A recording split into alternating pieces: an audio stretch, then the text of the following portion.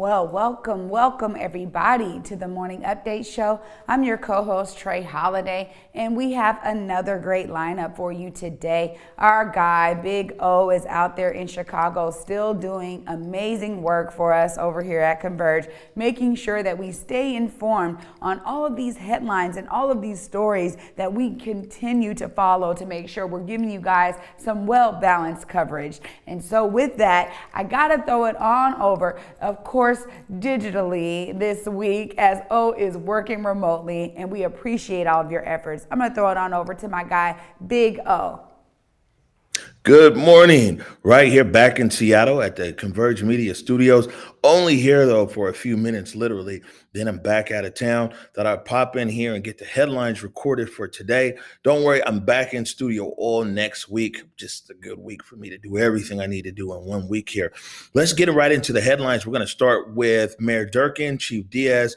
Mayor, they had a press conference yesterday, covered a lot of things. The big thing about it was that, like we told you beforehand, they want to move 100 officers from specialty units to patrol units. They're saying that's going to help them increase response time and also bring down overtime because they're going to have more shifts, a third shift and everything else.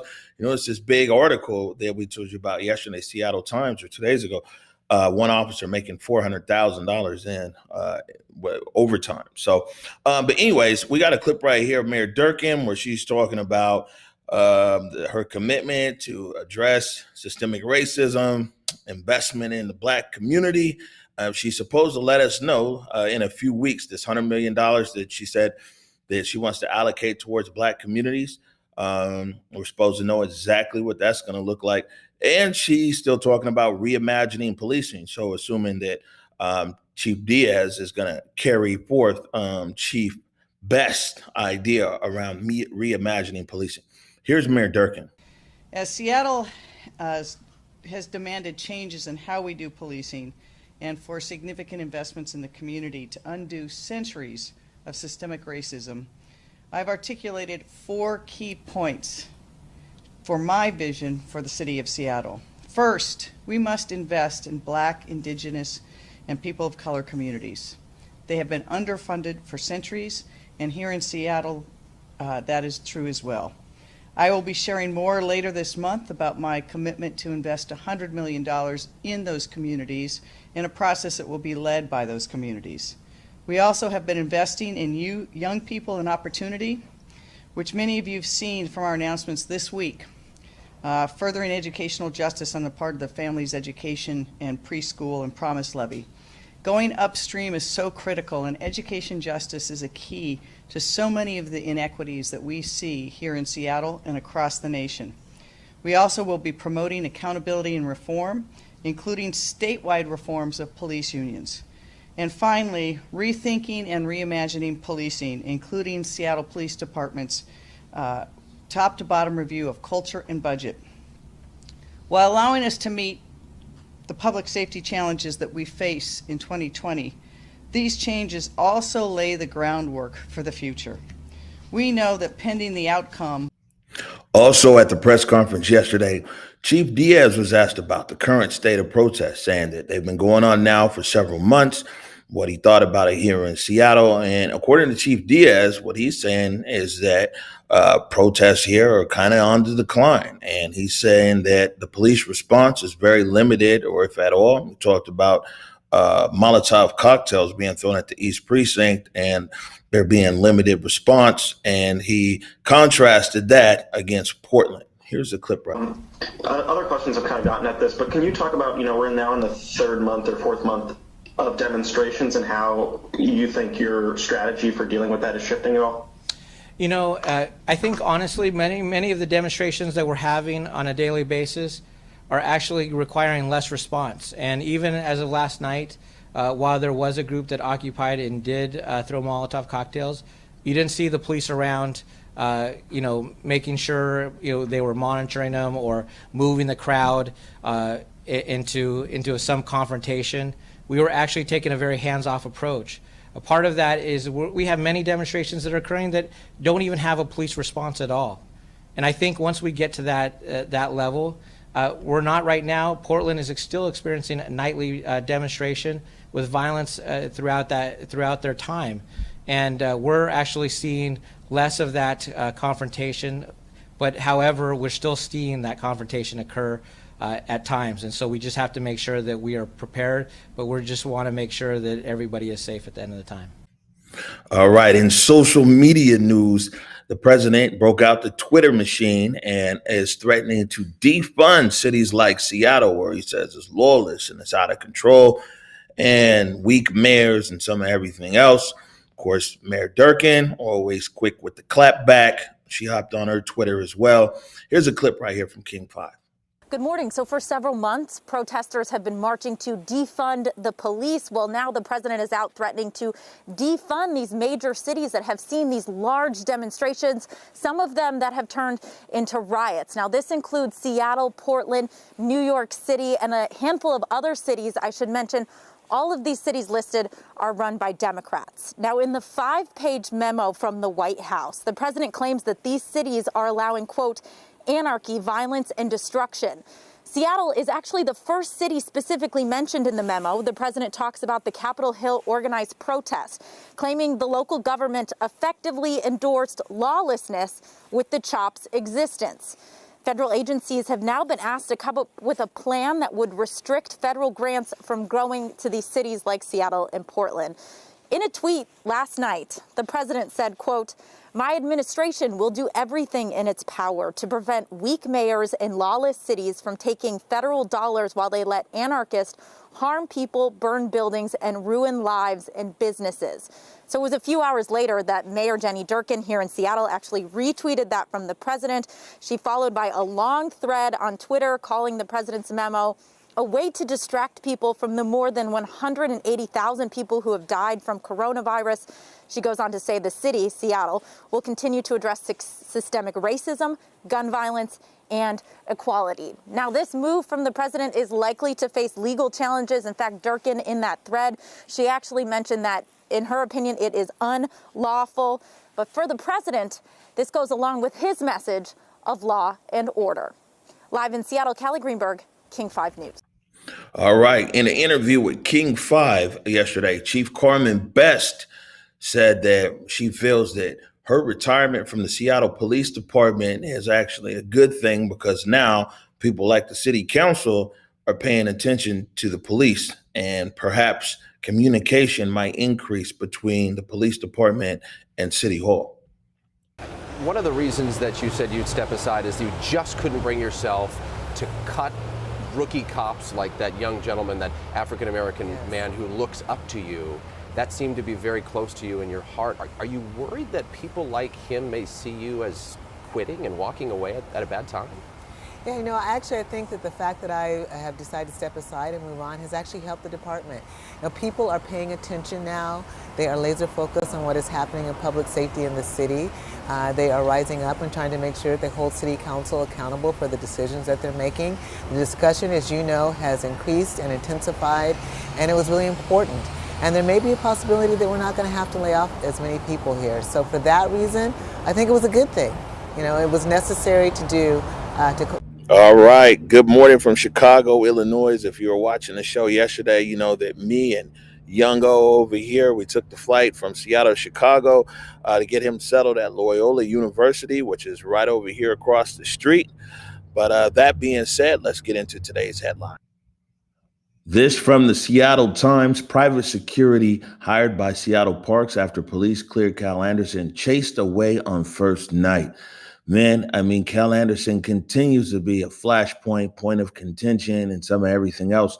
There's a security firm, actually a Black-owned security firm from Federal Way called Jaguar Security, who Seattle Parks Department had hired to sit out at the Cal Anderson Park and let people know that the park is closed. Apparently, there was a verbal altercation, not a physical one, between a group of protesters in Cal Anderson Park and the security guards. And the security guards were actually pushed out of the park by the protester, the groups that were inside the park. They were on video there. Malcontentment Tango David's video being pushed back towards the sidewalk. The owner of the business said that was enough for him, and they said they won't be back to Cal Anderson. So we'll see who the Seattle Parks Department hires next to do security there at Cal Anderson Park. You know, we called this a long time ago, saying that Cal Anderson, the issues going on there and on Capitol Hill, they're not just going to disappear. You can read more about this at seattletimes.com. All right, from the Seattle Times, Sheriff Joe Hantonek apologizes to family of Tommy Lee. Community leaders criticize her office for the lack of oversight. The sheriff appeared yesterday in front of the Metropolitan King County Council's Law and Justice Committee, where they actually accepted a report from an outside agency as to what's going on there in the department. It's come out here that the Tommy Lee shooting is why it's been controversial. Is initially the King County Sheriff said that Tommy Lee, who was 5'4", 123 pounds, was holding a knife, and that's what they told the public. It turns out that Tommy Lee was actually holding a ballpoint pen. Also, the deputy, Cesar Molina, was cleared from the shooting, any wrongdoing in the shooting, although it turns out that Tommy Lee was shot twice in the back. You can read more about this story at theseattletimes.com. From the South Seattle Emerald, new and improved Metro bus routes are coming to South King County. King County Metro has put an emphasis on connectivity between Renton, Kent, and Auburn as we see demographics shift more into South King County. A lot of people, if you live in the city of Seattle, transportation to almost any part of the county is really good if you're coming from inside of the municipality. However, movement in between different cities has been problematic at times, and that's why there's a focus on connectivity between Renton, Kent, and Auburn. You can read more about this at southseattleemerald.com. From the South Seattle Emerald, Save the Arc Lodge. Columbia City's independent movie theater calls on community for support. So it's an uphill battle for the people over there at the Arc Lodge Cinemas. Looks like the building is up for sale for $2.5 million. Of course, during COVID and everything else, the Arc Lodge, they said they've fallen behind on all of their bills. There's no revenues coming in for people watching movies. And what they're trying to do is raise some money to be able to control their destiny, either figure out a way to buy the building or hoping that if someone does come in to buy the building, then they'll allow them to stay there for the remainder of their lease through 2027, I believe. You can read more about the Save the Arc Lodge campaign and their GoFundMe at the southseattleemerald.com. And from the seattlemedium.com, Councilmember Gurmai Zahalai takes fight against COVID-19 into his own hands. The council member's been moving all around his district, District 2, very big district, basically from Montlake all the way through to Skyway. He's been handing out masks to marginalized populations within the district and also areas where people have a high disposition to be impacted by COVID-19. You can read more about Councilmember Zahalai's movements and handing out masks in the district by visiting seattlemedium.com. So right here, there's a video get ready to play for you. I recorded some stuff out there on the campus of Loyola University with little O, with young O, only. Protests have been going on there for about 12, 13 days in a row right now. They're protesting against the president of the college there in Loyola. They're also calling to defund the police. I had an opportunity to speak to one of the protest leaders there. His name is Durkan Perry Tillman, about why they're protesting there and what they feel can change on the campus.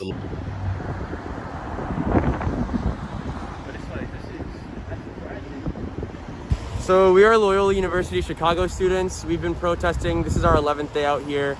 The last time we protested, 7 of us got arrested and a lot of us got beat by the cops. Students from Loyola University took to the streets of Rogers Park, hoping university officials and the community hear their plea. They want the university to defund the Chicago Police Department. A lot of black students talk about how they've been targeted by the police. They talk about how the police will, stop them at night, ask them for their badges, things like that.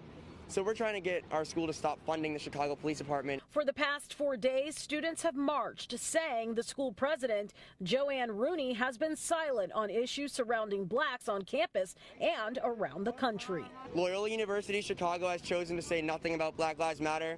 I said this on our first day. If Joanne Rooney's not going to make noise, then we will. Right now we're standing on the side of the streets. We normally protest in the middle of the streets to sort of block traffic, but we just got news from our school that if we continue protesting that we're going to get suspended or expelled. So we're trying to abide by the law for now, just, for our academic purposes. But we're trying to push the narrative that we want our demands met. Maybe I guess you could talk about some of your demands. What are you demanding out here? Why are you out here protesting? If you want us off our streets, here's a list of our demands. Cut all ties with the Chicago Police Department. More support to their black students and black student organizations. More black faculty support.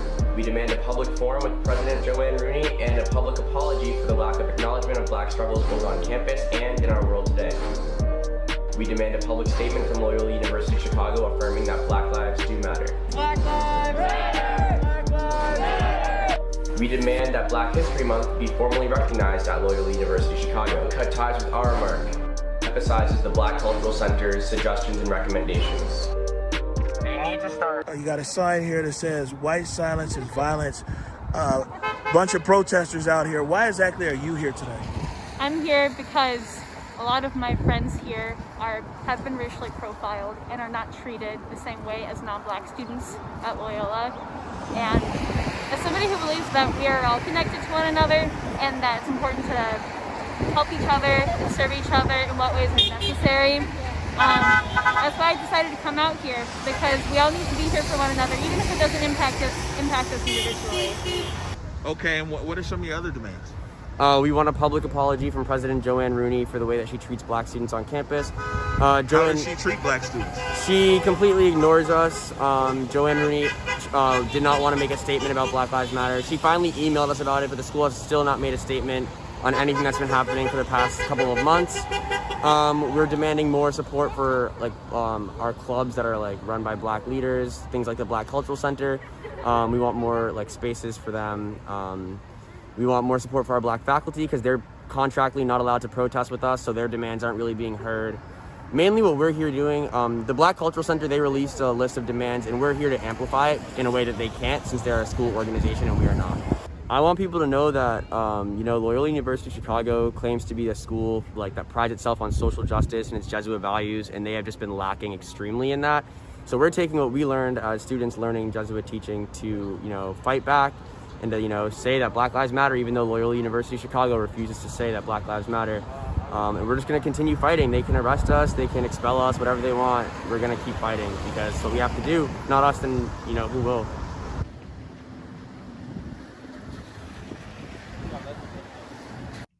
All right, that's it for me. Getting ready to get out of here and get to the airport. Hope you have a good day, and right back to you, Trey Holiday.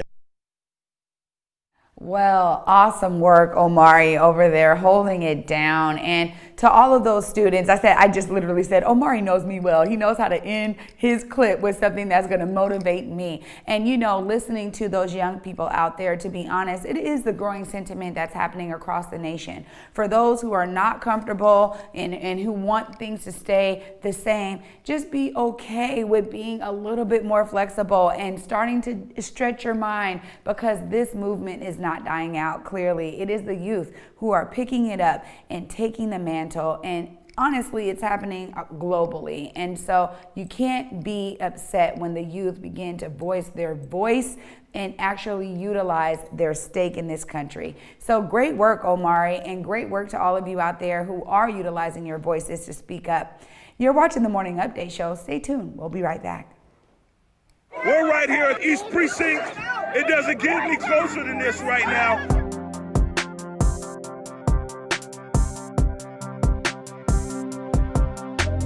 ConvergeMedia produces culturally relevant content for Black and urban audiences. Our coverage is raw, transparent, and objective, praised by community leaders, government officials, and residents. As a small independent media company, we rely on the financial support of individuals and business members to stay on the front lines of the news that's important to you.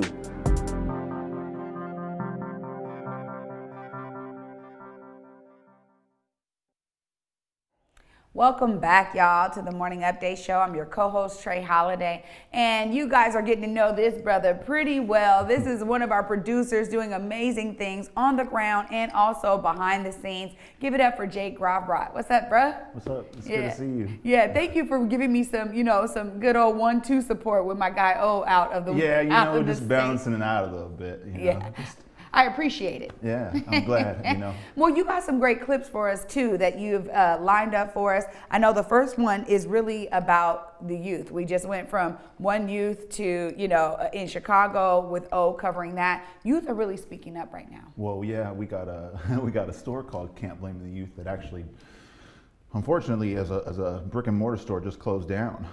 So me and Bobby Stills went to go and check it out on its last day and just pay a little tribute to what the store itself has meant to the urban community, also what Marcus, one of the owners of it, has meant to businesses that he's helped to start up and that still exist, that he's kind of helped to start up and then pass off.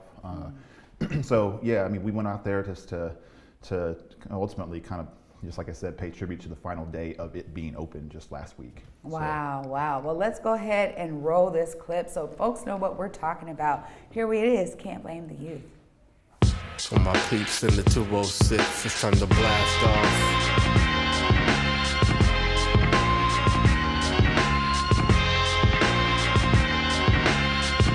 Yeah. Nowadays, rappers be trying to get serious. Okay, what's going on with the store today? It's a sale because we're closing up shop.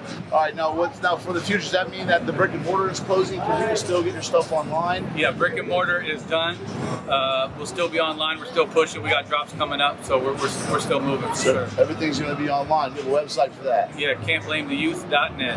.net. All right, and then with the other businesses that you own, how are they doing right now? I mean, everything is a struggle. You know what I mean? COVID put a knife in a lot of stuff, but it could be worse. You keep pushing, you make decisions, you try to be smart, and hopefully it all works out. As everybody does. Are there any other things you're looking towards, moving towards, or pivoting some of your other businesses? And what's the future of your brand? You're becoming a brand, man. You got a lot of stuff out there. Is there anything you have on the horizon that you're working on that you can let folks know to look forward to in the future? Yeah, we're doing a lot of marketing for other brands, established brands. So we're just trying to help people get to where they want to get to. How can people get a hold of you for contact you for marketing purposes? Instagram is Dark Alino. Yeah. Thank you, man. All right, man. For your time, all right? Appreciate y'all. All right.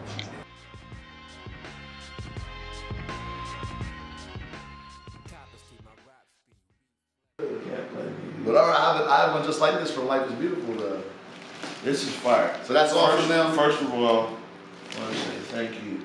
Second of all, I really like this, and I always keep on my gifts. I have to. Well, I mean, I'm glad that we were able to showcase that. And another brick and mortar, unfortunately, as we're seeing, it's not just about COVID, but man, our urban businesses are getting hit very hard. And that's just another example of one of them. Yeah, I mean, it's everywhere. Unfortunately, I walk a lot all over this city, and I think what happens when you walk is you just take things in a little bit more, and I've just seen so many empty storefronts, and I wonder specifically like what we can do. He just mentioned they've got a website. A lot of these businesses have websites where they're able to at least do transactions online. Yeah. But it's tough because it's so much of a, for a lot of people, it's an out of sight, out of mind thing. If they're not seeing it on their regular routine as they're driving to or walking around places, they may just almost forget that there's, a store that exists for these places to still try to stay in business at all and make it through this. Yeah, and I think that what you're talking about is so true because so many times, online becomes a whole other thing. There's so many options, and if you don't know specifically what you're looking for, you might miss a great opportunity to buy from something that's local because you're looking at like all these national opportunities or global, right? And so it just becomes a different sphere of competition, to be honest. I mean, already, they're dealing with specific competition on their block. And then you move into the online space and you're dealing with a full-on digital sphere of opportunities. And it's kind of like a whole shopping network online at this point. You know what I mean? It's really exploded. That also makes it hard for specific individuals or businesses to really get that spotlight. Yeah. So anytime we can uplift their websites, we should do so. Absolutely. Yeah, thank you for shooting that one, man. Yeah. And you said who was on the music on that? That was Specs Wizard. That's, he's got, gosh, that guy is so talented. Let's just real quick, just dive into him. Graphic artist, he makes comic books. He's a beat maker. He's a rapper. We had him actually at the venue that I worked at for a number of years, Clockout Lounge, which actually will segue into this next segment. I think that's our next segment. Yeah, it is. Yeah, we definitely need to get into it. That's why I wanted to talk about the musician, because another thing that is kind of, like you said, hidden behind the scenes. I mean, music venues, man, and venues in general, there's so much work that COVID has just devastated, and this is another industry. Absolutely. The music industry is really near and dear to my heart. For years, I was a hairstylist that worked behind the scenes with a lot of artists, to the point where I'd actually tour with artists, national tours, and you'd see how much work goes in behind the scenes. I'm just a hairstylist, but I'm an observer, so 3-4 hours before a show, you're still seeing all of this work getting done, from the load-ins to, even some of these huge shows, it's an all-day event. You could be out there at 6 a.m. and watch the entire stage being set up, and the lights and rigging and sound and everything, right? It's a huge infrastructure of people that are employed to create events, and that all completely went to the wayside starting in March. And I understand, it's definitely when there's things to have to kind of pick and choose as far as like what fights you're going to fight. There's a lot of really important things, the most important things that we'll ever actually see happening right now. Yeah. So I think that it's one of those things where the industry has kind of fallen under the radar because of other things that are happening. But I do think that we also are able to join together and fight multiple fights, if that's able to be said. The other thing too is there's so many people that are employed through the music industry that are just really skilled type positions, but positions that can be learned. It's not something you actually have to go to college for to learn a lot of these things. So the opportunities are there, and it does employ a vast amount of people. Yeah, well, it looks like they got together and did a march. And so we want to show the footage of that march. And then when we get back, we're actually going to talk a little bit more about this industry and some of the disparities in it as well. Because I know that this march kind of showcases some of that, as you said Absolutely. yourself, and actually being able to participate. So let's show you guys that march.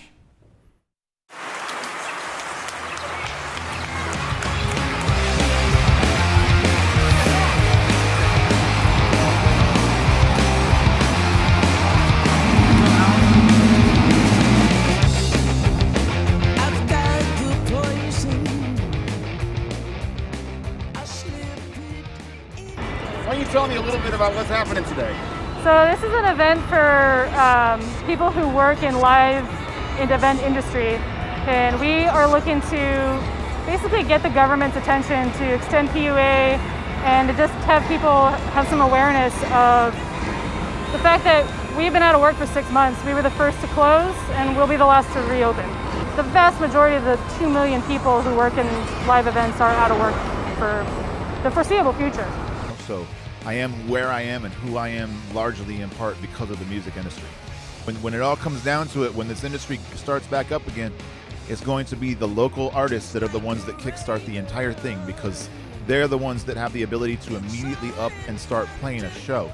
You can't put a tour together and make it all of a sudden just route through your city. All of us are in phase 4. We will not open until phase 4 hits. The Tractor was lucky to be a recipient of a grant that King County provided to several venues across the county.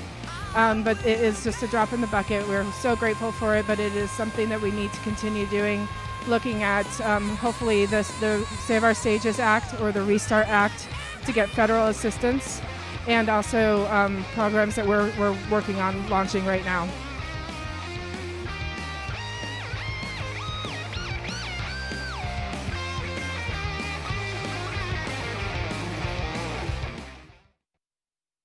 Wow, I mean, you're right about this, Jake. There's so much disparity, and literally it's unfortunate that people have to get out just to get the government to listen. You know, a lot of what we've been covering here is that literally there's so many workers that are out of work, and we need real solutions that are going to be long term. I think unfortunately, you know, some folks, maybe their unemployment's running out. There's a lot of different situations for folks, and there's not enough relief. No, not at all. And you know, it took a long time, even once COVID had started, for people to access their unemployment and to get those extra benefits that the government had allocated up through July. But now we're looking at what's been, I believe, just over a month of the, you know, kind of the base minimum or the base unemployment pay.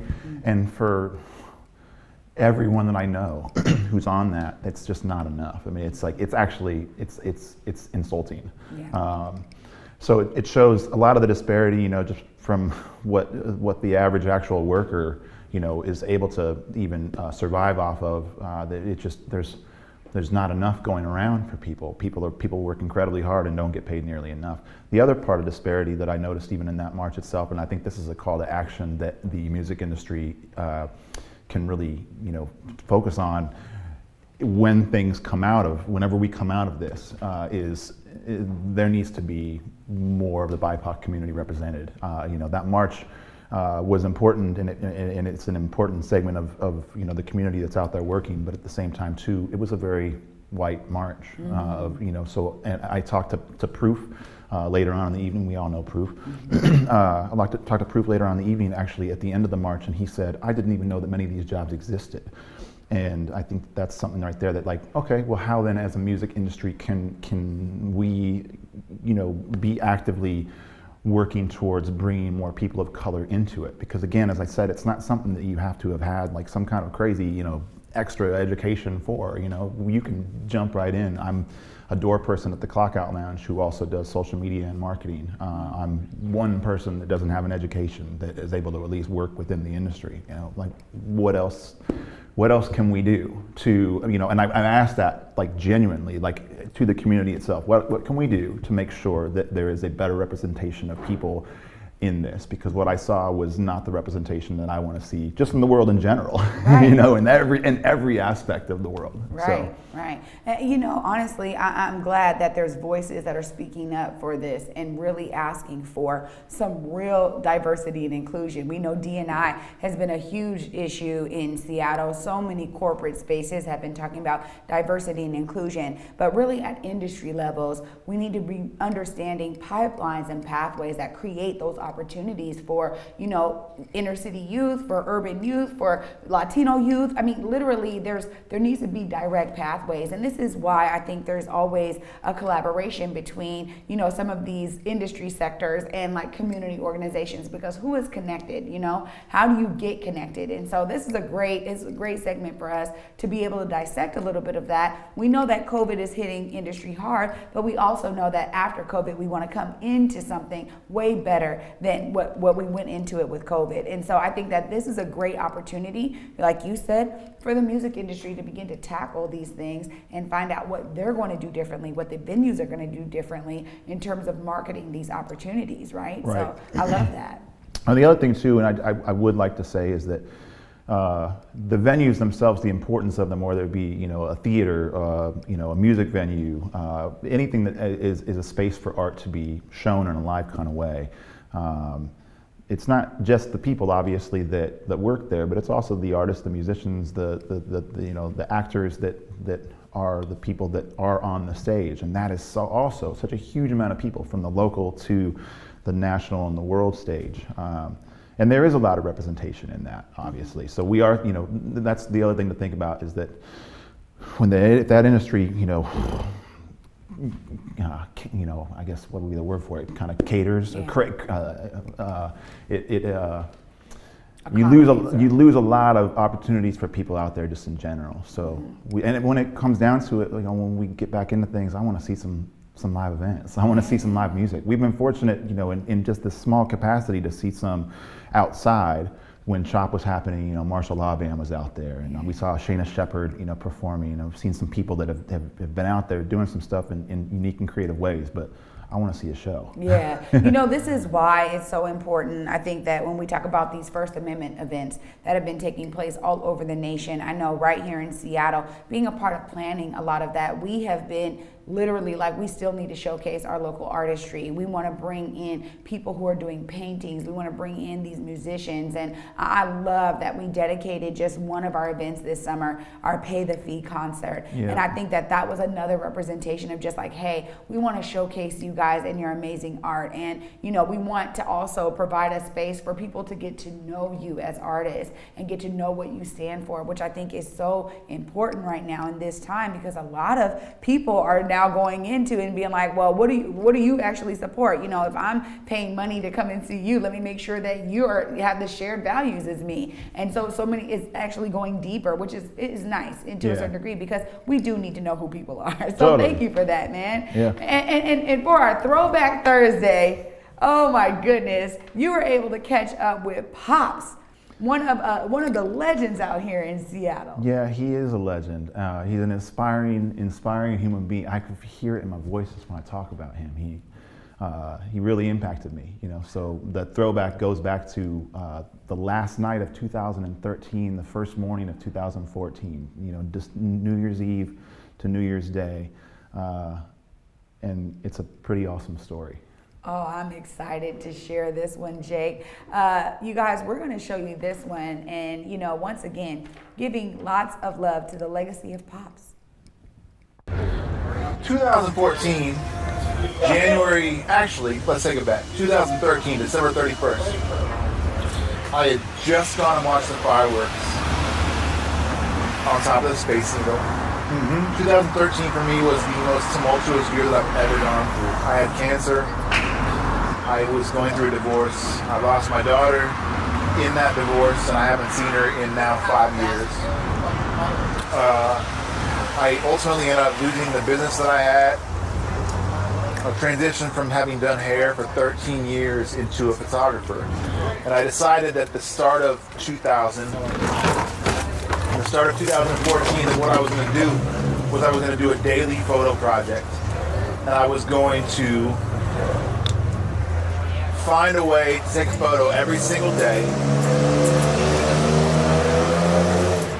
What it was, I wasn't quite sure of. So I shot those photos on December 31st of 2013 of the fireworks going off on top of the Space Needle, a brand new year coming in. And as I'm walking back to my hair salon, 3 months later I was about to sell, I heard the unmistakable sounds of live music being played in an alley only a few blocks away from here. A man was playing what to me sounded like almost like a bongo. Something just a drum of sorts. So I followed the sound. It led me into an alley in that corner of Belltown right near Denny. And I saw you playing and singing, and you told me a story about your family growing up. You told me just enough about that song that you ended up playing for me, and as I listened to you singing, I said, "Can I take your photograph?" And you said, "Sure." And that started what is now still a 6-year-long running project where I take a photo of something every single day. I try to do it with purpose. You're gonna make me cry, Jay. You started my career in photography.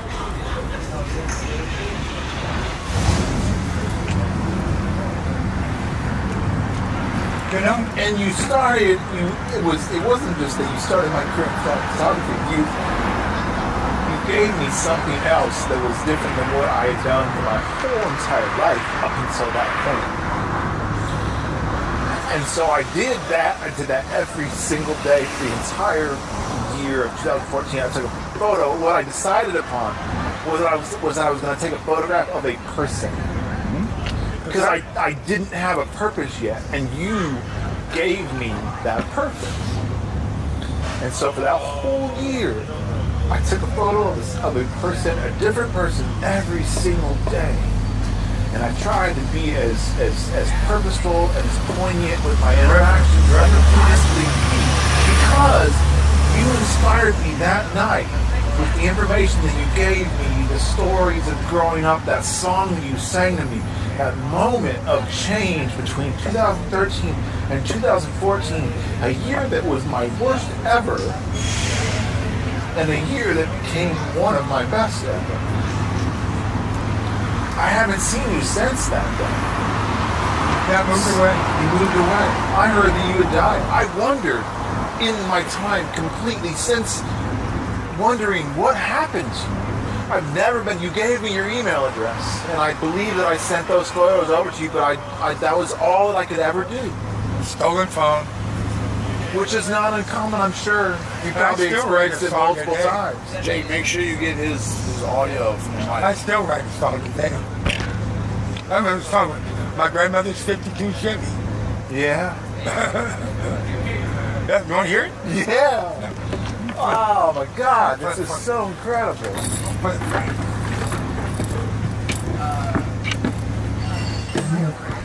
My grandma used to drive this old beat up green 52 Chevy with the dent in the side, the one headlight. Now every Sunday morning, if Grandma had a dollar, she drives the old Chevy down across the border, better money, watch the ponies run. And it's true, in 61, Grandma hit the big one, drove the old green Chevy home, gave us kids a silver dollar, driving that old beat up green 52 Chevy with the dents in the side, the one headlight. Well, I remember standing outside, watching her leave, wishing she'd take me for a ride. And that old beat up green 52 Chevy. Well, I wanted to go so bad. One time I hit out in the back, never showed my face to Grandma. She got all the way down to the track. Man, I never seen my grandma so mad. She said, boy, Glenn, it'll be a month of Sundays before I take you anywhere again.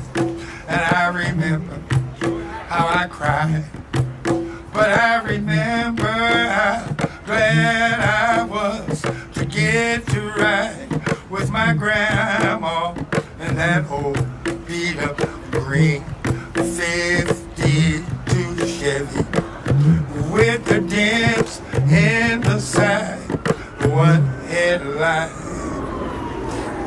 I just wrote that song. When I read it. Your voice, your just ability to play, it drew me in from the beginning. It's kind of me, you know, it's not really poppy and really...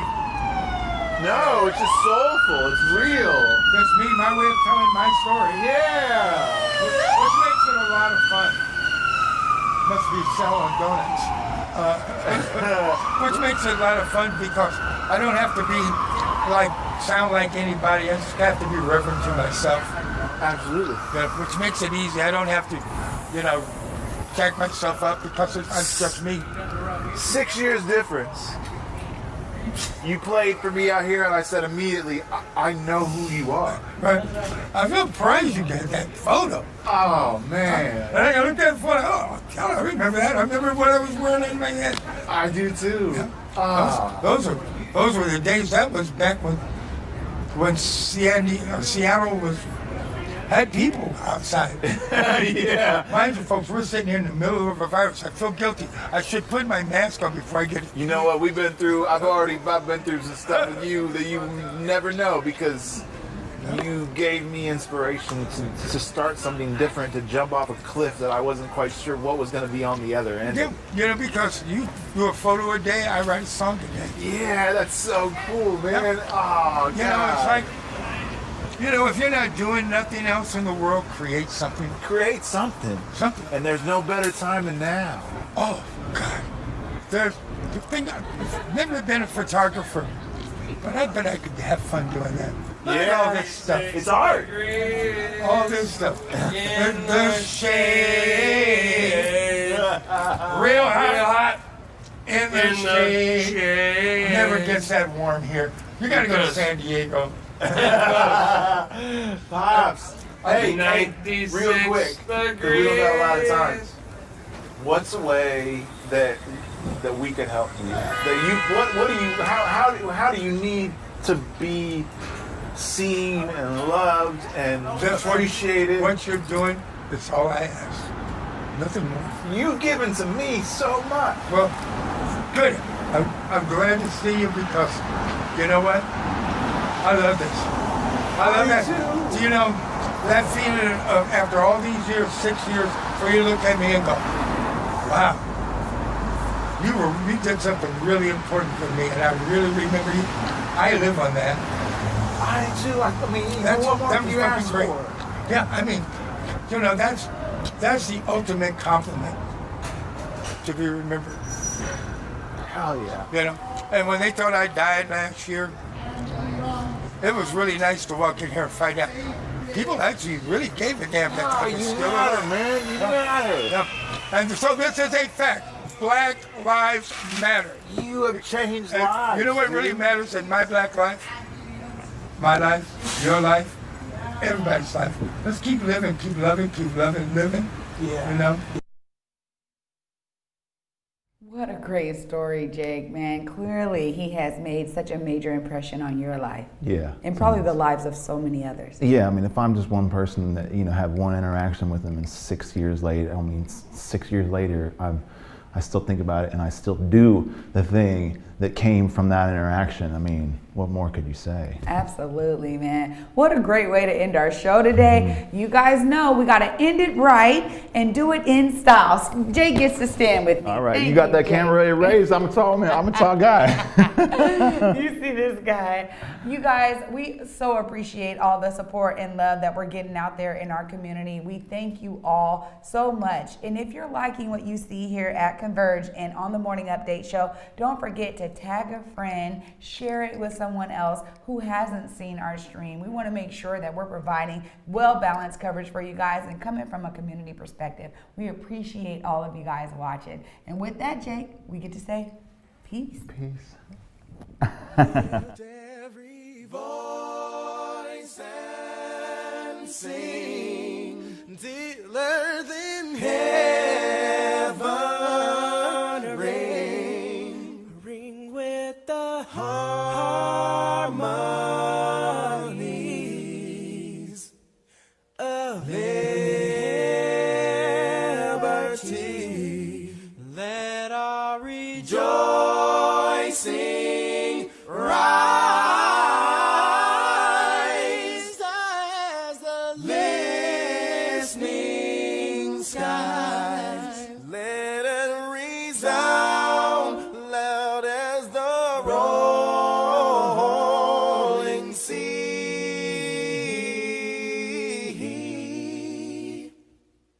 Sing a song full of the faith that the dark past has taught us. Sing a song full of the hope that the present has brought.